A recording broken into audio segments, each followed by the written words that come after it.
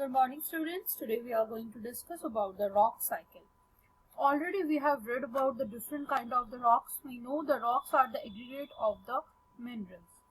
There are three types of the rocks. One is the igneous rock, second one is the sedimentary rock, and the third one is the metamorphic rock.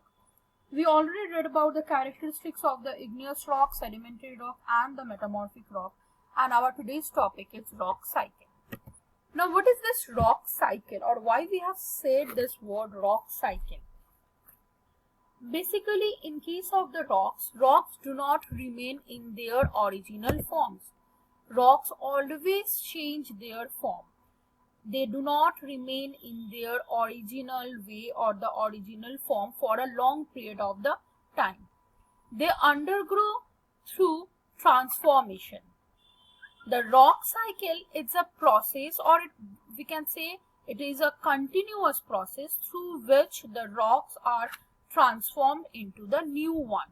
The old rock transformed into the new one. That's why it is called a rock cycle. Basically, we know that igneous rock is the primary rock of the rock cycle, because igneous rocks or form igneous rocks only, the other rocks like the sedimentary and the metamorphic rock forms. That's why it is called the primary rock. We know the origin of the igneous rock due to the solidification of the magma or lava. Now this igneous rock can be changed into the sedimentary rock as well as it can be changed into the metamorphic rock. Now how? Igneous rock can be changed in the sedimentary rock because you know that when the igneous rock formed, from that beginning only, they actually totally opened for the process of the weathering and denudation. They are exposed to the forces of the weathering and denudation. Now, due to the weathering as well as the denudation, the fragmented pieces of the igneous rock deposited somewhere after layer, and we know that by this deposition only, the sedimentary rock forms. Even igneous rock can be transformed them into the metamorphic rock also. Even not only igneous rock, sedimentary rock also can be converted into the metamorphic rock or can be transformed into the metamorphic rock. It can be transformed into the metamorphic rock under the influence of the high temperature and the pressure. Maybe it could be possible that sedimentary rock and igneous rock, due to high temperature or due to the presence of the magma, they change their nature and they transformed into the metamorphic. Even it could be possible a sedimentary rock can be again transformed into a new sedimentary rock.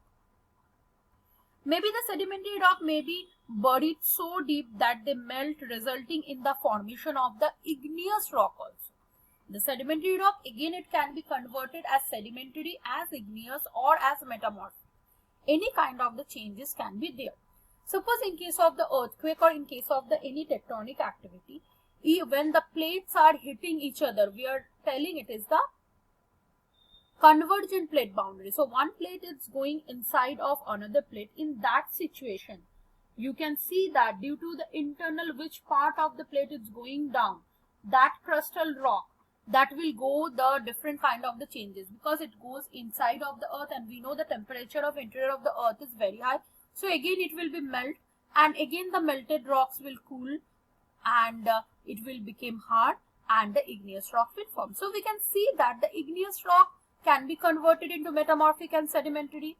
The sedimentary can be converted into igneous and metamorphic. Even the metamorphic rock also can be converted into the igneous as well as the sedimentary rock. So in a cyclic process, the entire thing is going on. It is a continuous process through which the rocks transform their nature in other kind of the rock, and that's why it is called a rock cycle.